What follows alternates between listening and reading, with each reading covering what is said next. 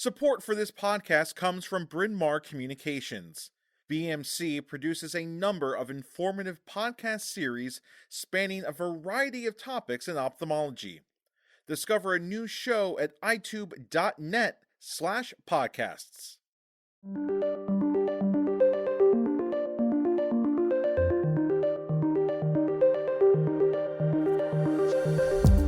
Welcome to another episode of the Mod Pod, where authors from the latest issue of Modern Optometry read you their articles. From the menu, we've selected an appetizer on the ocular complications of tick-borne disease and 3 dishes from September's main menu on trends and innovations in eye care. Hope you're hungry. I have my pumpkin spice latte and I'm ready to dig in. Ayra Sayyed, Clinical Associate at Padula Institute of Vision Rehabilitation in Guilford, Connecticut, serves us up an informative piece she co-wrote with William Padula, Director of Padula Institute of Vision Rehabilitation, about screening for biomarkers of Lyme-related infection.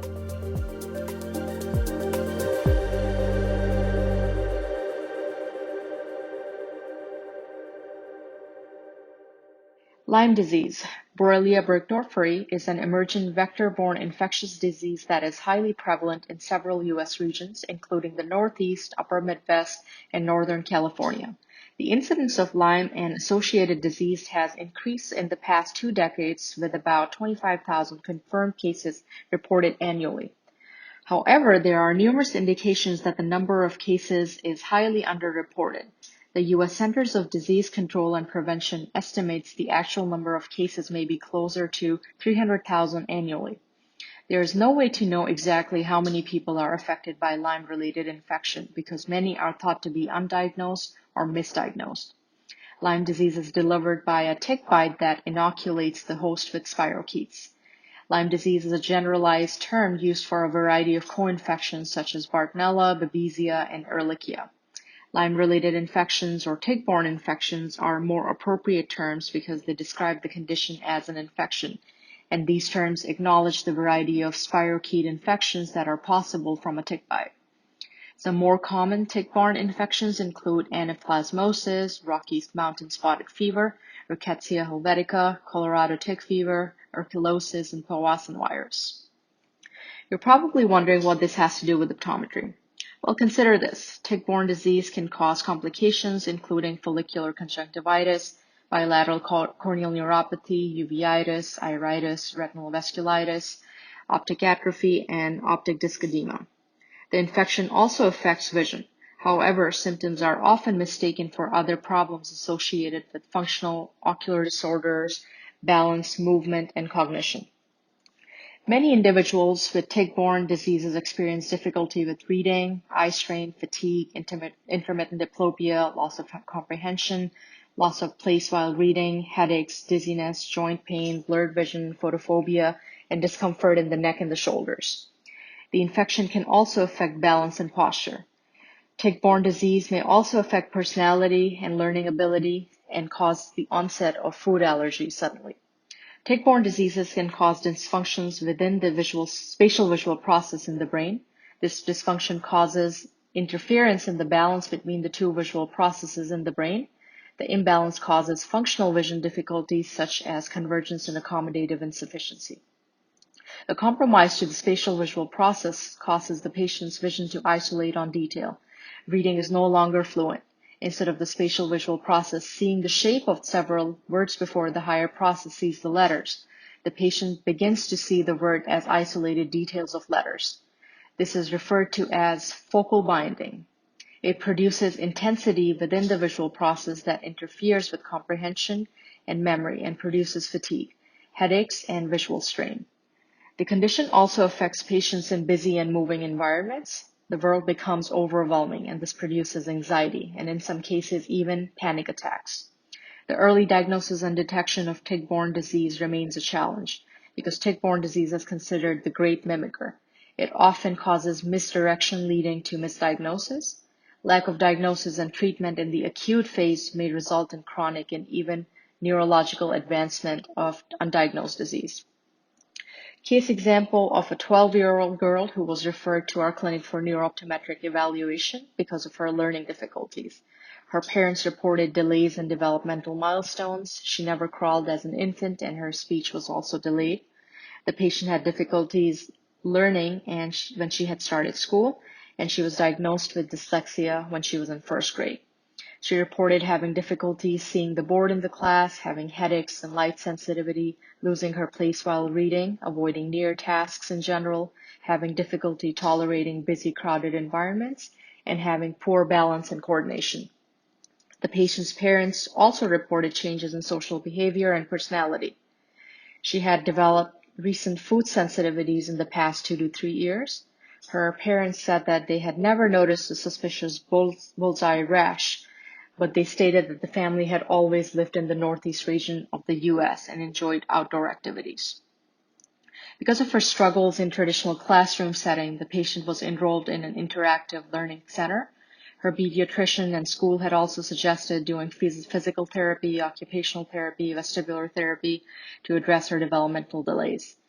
Her previous behavioral optometrist had recommended vision therapy due to the diagnosis of convergence and accommodative insufficiency, visual symptoms, and learning difficulties. The patient had already completed physical therapy, occupational therapy, vestibular and vision therapy, and neurological reorganization therapy. Some improvements had been noted in her vision, in her learning and functionality, but she was still experiencing learning difficulties and visual fatigue. Little change had been detected in convergence and accommodative insufficiency after vision therapy had already been completed. Upon our evaluation, the patient's entering best-corrected visual acuity was 20/20 OU. Extraocular muscles were full in all fields without pain, and her pupils were responsive with no APD. However, pursuit tracking was jerky with fixation losses. The patient had a receded near point of convergence of 6 inches and 10 inches of recovery, reduced exterior acuity of 140 seconds of arc on random dot stereo test. Saccadic eye movements were reduced. She was unable to complete 5 rapid horizontal and vertical saccadic eye movements. The patient's IOPs, as measured with tonopen, were within normal limits at 11 and 12 millimeters of mercury. The refraction determined a low amount of hyperopia, about 1 diopter both eyes. Anterior segment findings were unremarkable. Posterior segment examination revealed a 0.25 CD ratio OU. Close evaluation of the optic nerve had showed an area of ischemia or atrophic changes that resembled a halo appearance around the optic nerve head. This finding is uncommon in the pediatric patient with no ocular disease. The disc was flat and distinct, but there was an obvious circumferential discoloration present bilaterally. Padula and colleagues found that bilateral peripapillary ischemia is correlated statistically with Lyme-related infection. The central retinal artery is approximately 50 microns in diameter, and the peripapillary capillary plexus decreases to approximately 15 microns. A spirochete is 15 microns in size and can easily pass through these vessels. However, when spirochetes are attacked by the body's immune system, they form biofilms as means of defense. A biofilm is a collection of microorganisms. The spirochete embeds himself within the structure to avoid attack by the body's immune response. These biofilms are much larger than the spirochete.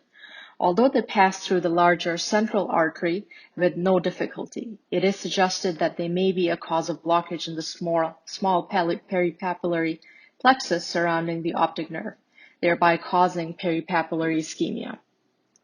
OCT angiography was performed to evaluate the nerve fiber layer and the optic nerve and the patient's blood vessel density. Results demonstrated a slight asymmetry between the right and left eyes, although the findings were not indicating significant deterioration of vessels. They may have been a pattern of reduction in retinal nerve fiber layer thickness, but at that time the findings were inconclusive. A previous study using visual evoked potentials demonstrated the patients with active tick-borne infections have an increased negative amplitude for the N75, more than negative 5 microvolts. This increased amplitude of the N75 is correlated with increased symptoms related to binocular vision dysfunction and peripapillary ischemia.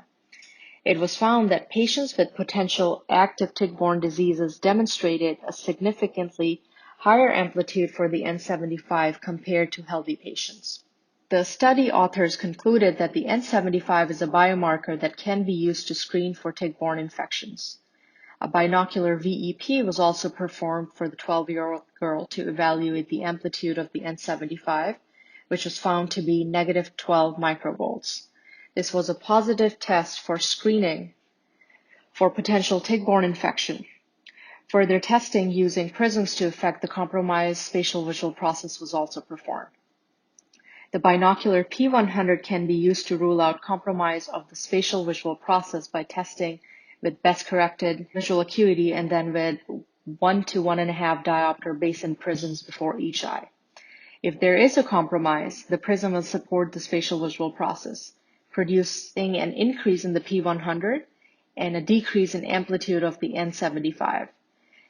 This provides the differential diagnosis for a spatial visual processing dysfunction called post-trauma vision syndrome, PTVS, and demonstrates effective change by the prism to be considered for prescription. The VEP binocular pattern reversal N75 is an effective biomarker for screening Lyme-related disease. The amplitude of the N75 is sensitive to disruption of compromise of the spatial visual process delivered by the magnocellular system. The increased N75 amplitudes was found to be statistically significant in the experimental group, diagnosed with tick-borne infection compared to the controls. The patient was also diagnosed with a spatial visual processing dysfunction with binocular vision dysfunction based on the VEP findings. Based on the biomarkers of peripapillary ischemia, a significant N75 amplitude on the VEP, persistent visual symptoms, and binocular characteristics, it was decided to perform testing to rule out tick-borne infection. The patient was provided a blood collection kit along with orders to test immunoglobulin G and immunoglobulin M. Results from IGeneX testing demonstrated positive results for Borrelia burgdorferi, Babesia, and Bartonella co-infections. It was concluded that the undiagnosed tick-borne disease had caused a spatial visual process dysfunction that underscored the patient's binocular vision characteristics of convergence and accommodative insufficiency, together with additional dysfunctions with pursuits and saccadic fixations. The patient was referred to a Lyme-literate physician who started her on a course of multiple antibiotics and supplements. Treatment was also started for spatial visual processing dysfunction with basin prisms in each eye to affect the compromise of the spatial visual process. She was prescribed 2 separate pairs of prism lenses, 1 pair for continual wear, yoke prisms to affect vision, posture, and balance, and a near prism prescription with a low plus power with 1.5 diopter basin prisms for prolonged amounts of near work. The patient experienced improvement in convergence and accommodative sufficiency within several weeks. She also reported an improvement in her symptoms and noted a reduction in headaches and light sensitivity. Her parents observed improvement in her coordination and balance. Patients with tick-borne infection must be monitored because the spirochetes often embed themselves in tissue within the body. Despite this, no antigens are present in the blood, which can cause a false negative test result because of the immune system will not produce antibodies without antigens. A patient's blood test can be negative, but reactivation of the infection can occur months or even years after the initial infection. Therefore, both vision and blood tests should be performed periodically to ensure systemic and visual health and visual processing efficiency. At the patient's initial progress check, she reported reduced eye strain, improved reading ability, and better balance. Her convergence near point had improved to 4 inches and 7 inches by means of prism lenses affecting the spatial visual processing dysfunction. We recommended that she continue with her distance prism lenses full-time and near lenses for prolonged amounts of near work. She was still experiencing difficulties with visual skills, postural alignment, and balance. So we recommended neurovisual postural therapy, NVPT, in conjunction with continued use of the lenses. NVPT is a therapy to address the spatial visual processing dysfunction, in addition to affecting the proprioceptive base of support. The NVPT was provided for 10 visits, and a maintenance program was created for the duration of patient's medical treatment. The course of antibiotics was continued for 6 months, and blood tests demonstrated no active infection beyond that point. Sudden onset of visual symptoms in conjunction with binocular dysfunctions such as convergence and accommodative insufficiency can be characteristics of tick-borne infections such as Lyme disease. Biomarkers of peripapillary ischemia and a VEP N75 amplitude greater than -5 microvolts can be characteristic of spatial visual processing dysfunction caused by a tick-borne infection. The incorporation of fundus photography, VEP, OCT angiography can potentially enable early screening to rule out tick-borne infections.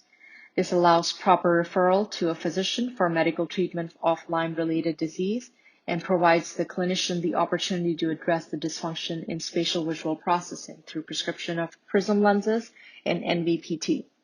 Vision is often affected by the infection. Symptoms are often mistaken for other problems associated with functional ocular disorders, balance, movement, and cognition.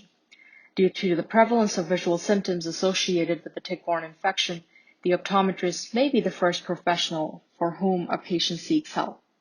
Optometrists should be alert to the sudden onset of the symptoms and binocular characteristics of Lyme-related infections outlined in the article in order to screen for early diagnosis and appropriate treatment. Feeling creeped out? Well, as we heard, the diagnosis of Lyme-related infection is a challenge because many of its symptoms are shared with other diseases. However, the incorporation of fundus photography, visual evoked potential, OCT angiography, and blood testing can enable early diagnosis of tick-borne infection. We're all done with the bug talk now, promise. It's full steam ahead on the technology and innovation train.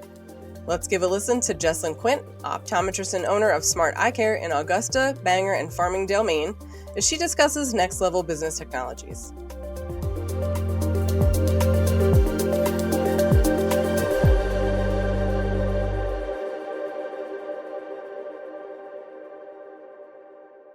We live in a world in which technology affects every aspect of our lives. All of us use technology, whether it's in the form of an alarm clock, as a task manager, or for communication, transportation, support, or entertainment. In fact, it's challenging to find an area in life that is technology-free in the modern world. In optometry, we've seen firsthand how technological advancement has positively affected our profession. Diagnostic and treatment technologies enable us to detect ocular pathology sooner than our predecessors could and offer more effective treatments to patients. Through industry publications, continuing education, and industry demos, many of us are aware of the newest tech options available in eye care. But are we as familiar with the technology of the business sector? It behooves optometrists to embrace this area in order to become more efficient entrepreneurs, better leaders, and better communicators. Maximizing the use of business technology in my practice has made my daily life easier and contributed to a significant financial growth. Here, I share a business owner's perspective on a few must-have business technologies to implement in an optometric practice. To put it simply, productivity is about achieving the best output. As productivity increases, a business can turn resources into profits and create a sustainable competitive advantage. It's no secret that using technology to streamline your day can dramatically improve daily productivity. Managing workflow and maximizing communication are key elements in maximizing productivity in the workplace. I co-lead a team of 50 employees, 4 office managers, an information technology specialist, and a director of operations. Needless to say, there are many moving parts, projects, and people with whom to communicate. With the use of a work management platform, we used Monday.com, our team manages daily tasks, plans projects, brainstorms, communicates, and shares files while virtually keeping tabs on who's working on what's been completed, and which tasks are outstanding. This platform integrates well with other software, Outlook, Google, Slack. It has dramatically cut down on emails and meetings and has enhanced the workflow in the office. Although every business is different, essentially everyone can benefit from some form of productivity technology platform to maximize workflow and communication. E-commerce has become a colossal part of the economy. It provides a range of opportunities for businesses to generate sales, expand their consumer bases, and connect with customers outside of their brick and mortar stores. The pandemic contributed to the exponential growth of e-commerce and sped up consumer acceptance of this business modality. Embracing e-commerce is an easy way for an optometrist to sell more of what they are likely already selling. Although e-commerce will look different for each optometric practice, implementation can be simple and require little financial investment. If you sell dry eye masks, eyelid cleansers, nutritional supplements, eye-friendly cosmetics, or eyewear accessories, you could consider offering those products in an online store such as Shopify so that your patients can shop after hours, support their local business, and continue to get the exact products you recommend to them in the exam room. These days, it seems obvious that every business should have a website and a social media presence. Yet, many practices still do not have these digital basics. After creating a website, a Google business page, and social media accounts on Facebook, Instagram, TikTok, Twitter, etc., consider taking your digital presence to the next level with social media advertising and influencer marketing. Social media advertising is as simple as posting about the products and services your practice provides.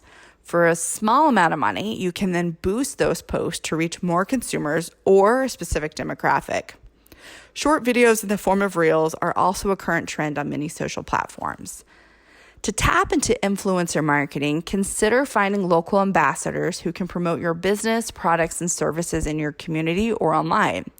Humans connect with humans, and influencer marketing is an effective way to diversify your advertisement portfolio. Managing staff can be the most frustrating part of being a business owner, but doing it well is vital for business success.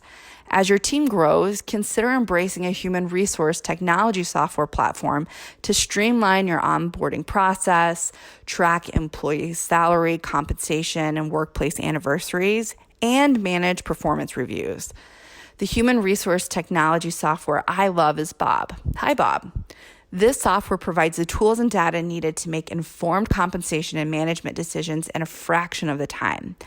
Bob also allows employees to share hobbies and superpowers and interact with teammates. That connectivity can positively affect company culture and lead to greater employee retention. A patient communication technology can boost operational efficiency in your practice by streamlining patient appointment confirmations and reminders, notifying patients when their glasses or contact lenses are available for pickup, and providing a portal for online scheduling. This type of technology can also enable you to track caller data and to record phone conversations for training purposes. It has the potential to save on manpower and dramatically improve communication with your patients. My practice has used both Solution Reach and Weave Communications. The real-time texting capability and in-office instant messaging these services offer were game changers for our workplace efficiency. The one constant about technology is that it is forever changing. The must-haves of today will likely be the has-beens of tomorrow. I predict that artificial intelligence, blockchain, and robotic automation will likely have big implications in the business categories of technology in the future. These advances will affect our patient relationships, business communication strategies, sales, finances, and the management and recruitment of employees. As these technologies continue to change, optometrists should remain open to this evolution in order to stay relevant, efficient, and successful in the business world. Sometimes the technology we implement doesn't work. The beauty of entrepreneurship is having the ability to pivot and try something new or different if and when this happens. Be open to sharing your business technology must-haves with your colleagues. We can all learn from one another, and in doing so, we can promote the profession of optometry to a higher level. Remember, a rising tide raises all ships. Who doesn't love recommendations for the business-minded from someone who's walked the walk?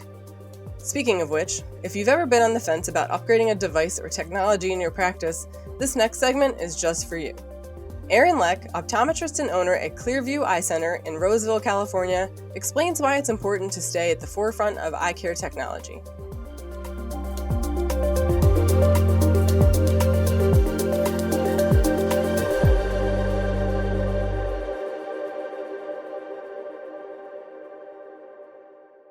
Support for this podcast comes from Bryn Mawr Communications. BMC produces a number of informative podcast series spanning a variety of topics in ophthalmology. Discover a new show at itube.net/podcasts. There's no denying that optometric practice has changed since the onset of the COVID-19 pandemic. In fact, it was changing even before the pandemic. The quantities of data we deal with have multiplied.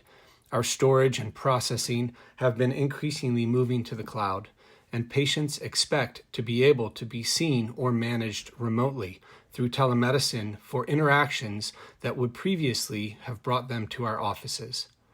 Many practitioners took notice, got in front of this trend, and have invested in new technologies to ensure that their practices were able to adapt to the changing times. The pandemic rewarded those who invested, allowing them to survive and even grow. However, this scenario has also heightened patient expectations. Many patients who come to our offices for the first time, aside from our established patient base, do so because they have heard or read about the technology we use.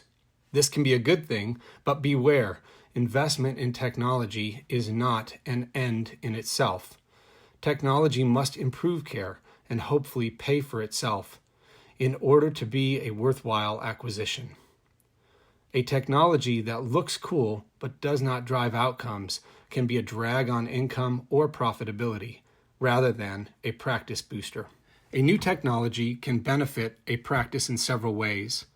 One is by improving patients' interest in their own care. Consider our clinical trial patients who come to us from all over the region. When I demonstrate some of our advanced imaging technologies, an OCT angiogram, OCTA, or an ultra-wide field image, for example, they are blown away because they've never seen the manifestation of their condition in their eyes before. Being able to visualize the impact of their health on their eyes at each follow-up visit helps them remain invested in their eye health and in the trial results, and willing to make the long trips needed to stay compliant with trial schedules. Another benefit of some advanced diagnostic technologies is their ability to acquire data remotely and to store and process that data in a cloud environment rather than on the device itself. These capabilities have stepped up telehealth services by leaps and bounds. The ongoing COVID-19 pandemic has demonstrated this. Diagnostic technologies that allow us to screen patients without risky exposure, upload the results to the cloud, review them remotely, and discuss the findings without the requirement of traditional office appointments have all helped to increase patient confidence in our services and potentially limited unnecessary exposure. It is also vital that the information we acquire can be shared and integrated with findings across different modalities by different software platforms. The days of siloed technologies and proprietary platforms are, we hope, behind us, and many companies have made significant moves in this direction.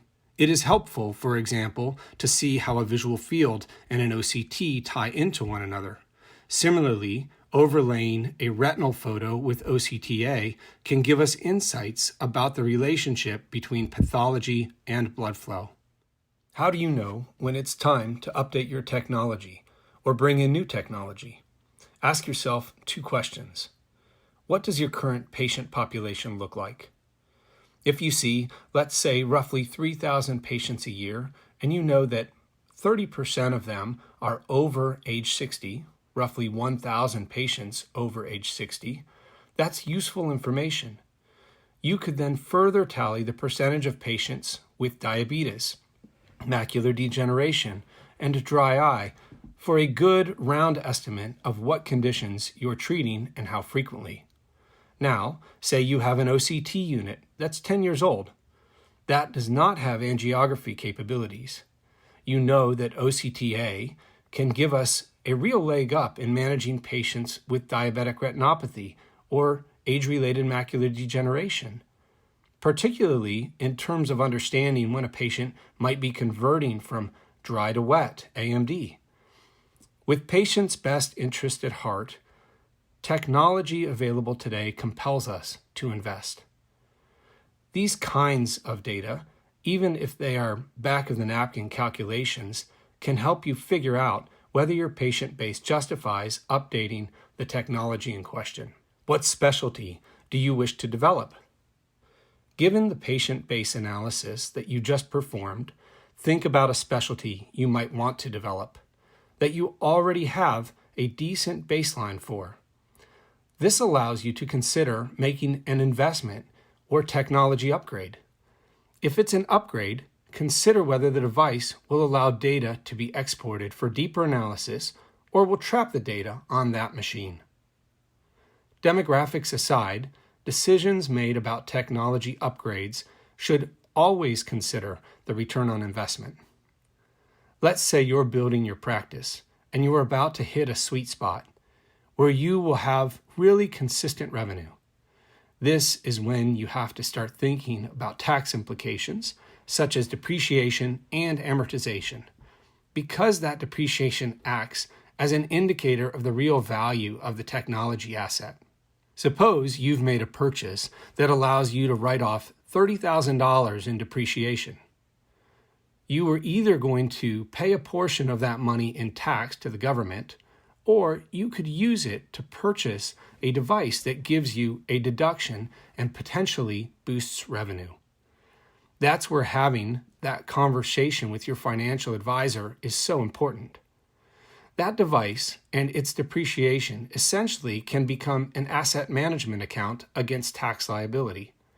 The best clinicians, who are also business people, do a really effective job of understanding how much their estimated tax liability is and when to turn that into a compelling reason to buy something that will benefit the income of the practice.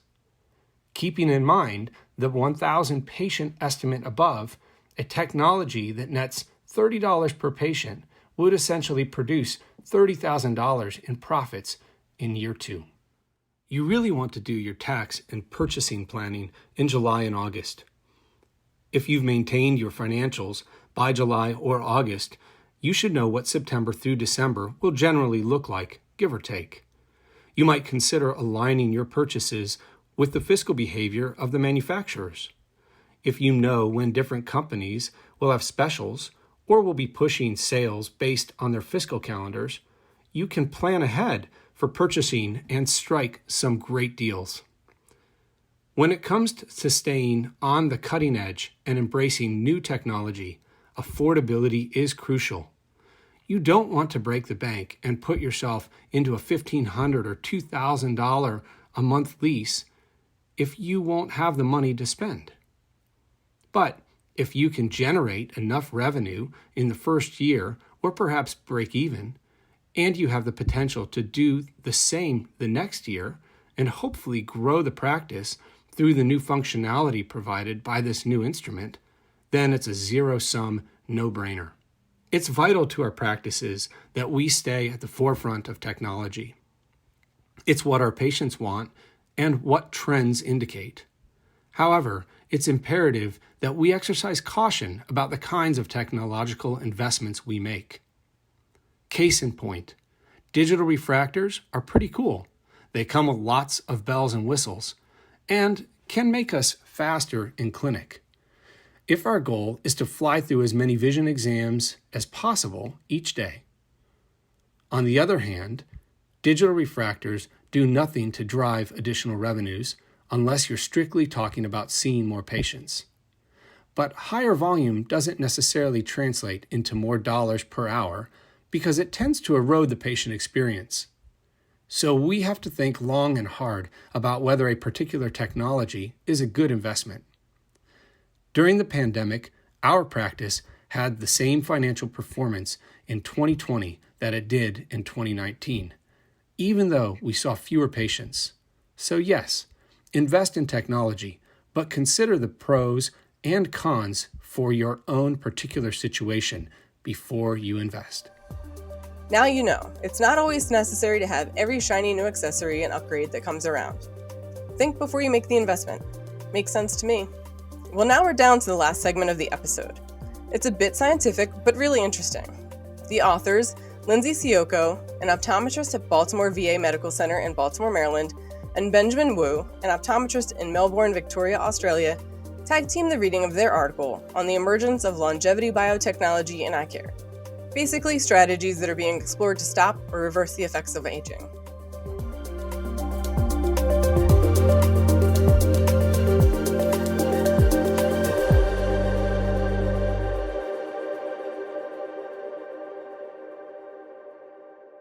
You may think aging is what happens to an organism as time passes.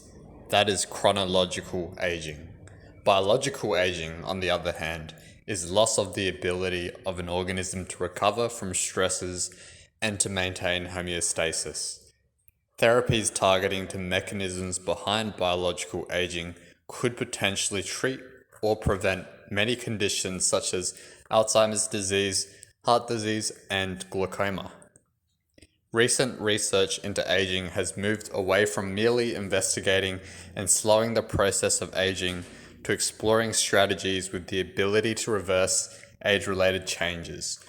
Progress in this area appears to be accelerating rapidly. Most of these strategies revolve around addressing the hallmarks of aging. Scientists are also developing specific biomarkers of aging based on lab values and epigenetic aging clocks to aid in quantifying aging and in slowing or reversing it. Aging is the most common and greatest risk factor for most major diseases, especially those pertaining to the eye. Often, ocular diseases are some of the first therapies investigated for new therapies, given the impact of visual impairment on quality of life, the relative safety advantages, and the variety of potential drug delivery options. Many readers may be aware, for instance, of the many genetic therapies being explored for inherited retinal diseases and other ophthalmologic disorders. Luxturna Spike Therapeutics was the first such agent, a directly administered genetic therapy to be approved by the FDA in 2017. Lesser known and newer interventions being investigated include epigenetic, senolytic, and mitochondrial-based therapies, all approaches that target hallmarks of aging. This article explores the coming evolution in longevity biotechnology and its application to ocular diseases. Specifically, it reviews trending strategies and provides examples of companies pursuing clinical research in each area. The term epigenetics refers to heritable but modifiable features of the genome that contribute to gene expression. Essentially, epigenetics can explain how the environment affects the development of an organism. For example, it is known that children born to mothers during periods of famine have increased susceptibility to psychiatric illness and obesity via epigenetic mechanisms. Recently, researchers have found that reprogramming of the epigenome can be used to rejuvenate cells. Shinya Yamanaka won a Nobel Prize in 2012 for his groundbreaking research published in 2006, in which he and his colleague described the transcription factors OCT4, SOX2, KLF4, and c-MYC. These transcription factors, now known as Yamanaka factors, can cause mature somatic cells to revert into induced pluripotent stem cells, or iPSC. It has recently been shown that these factors can also be used to rejuvenate somatic cells without completely turning them into iPSCs. This has been achieved in two ways: by limiting the amount of time cells are exposed to the factors, or by using only a partial set of the factors. This technology has been delivered via an adeno-associated viral vector, or AAV, in several mouse models of glaucoma, optic nerve injury, and normal aging. The specific AAV applied TET-off AAV2 uses tetracycline class drugs as an on-off switch to induce transcription for a controlled duration. Investigators reported in the December 2020 issue of Nature, Turning Back Time, that this treatment resulted in murine optic nerve axon regeneration and reversed vision loss. This is an unprecedented finding, suggesting that aspects of ocular aging may be reversible. while also giving hope to patients who have experienced vision loss due to glaucoma. Messenger RNA or mRNA technology can also be employed to introduce transcription factors. Turn Biotechnology is investigating the use of mRNA technology for epigenetic reprogramming. The company's proprietary technology, epigenetic reprogramming of age, restores the useful functionality of targeted cells while maintaining cell type integrity. Potential targets include ocular surface disease, corneal disease, age-related macular degeneration, and glaucoma. TRN-004 is in the in vivo preclinical stage of investigation for ocular surface disease. Although epigenetic therapy appears promising, it's too early to know if it can produce a fully rejuvenated phenotype. Senolytics are a small class of drugs being investigated to improve human health through the elimination of senescent cells.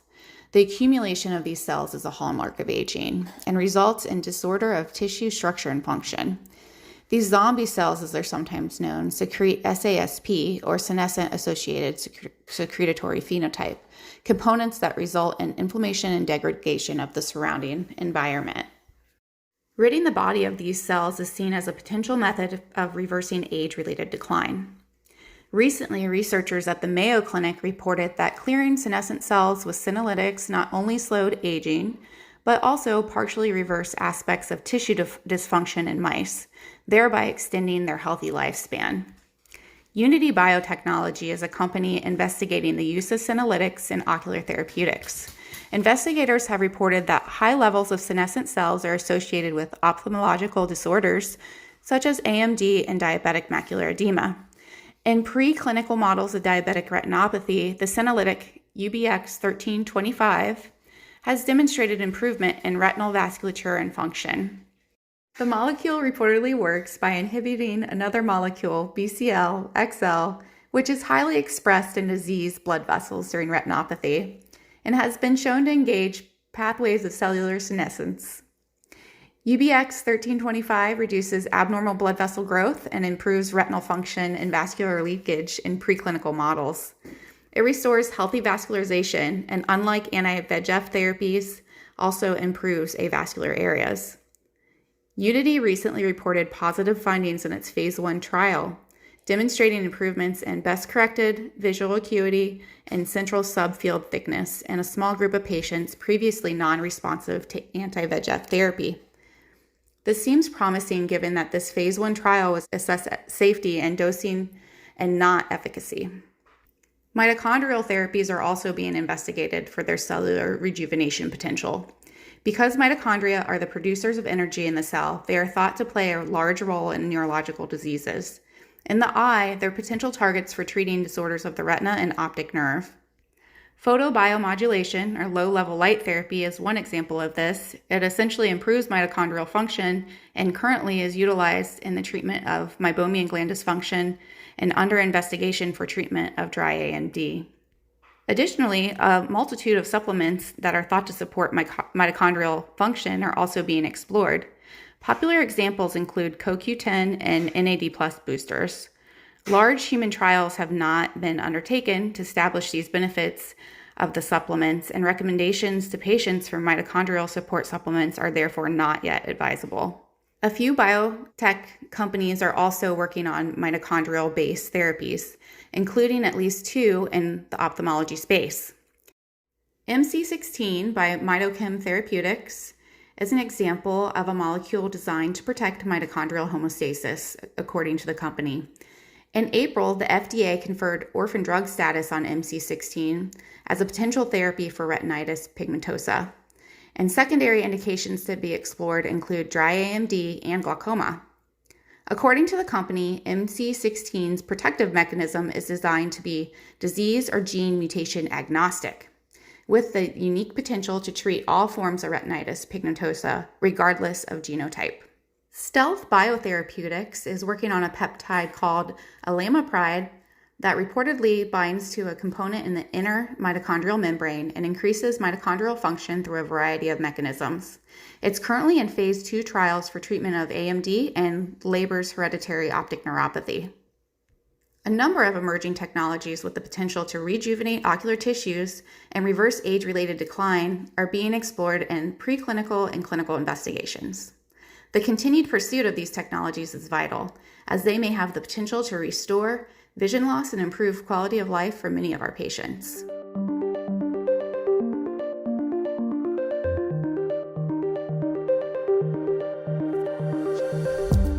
Fascinating, right?